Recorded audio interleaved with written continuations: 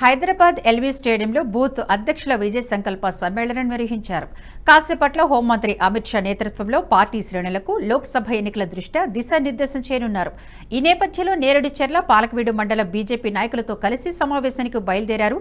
BJP రాష్ట్ర నాయకురాలు హుజూర్ నగర్ నియోజకవర్గ ఇన్ఛార్జి చల్ల శ్రీలతారెడ్డి.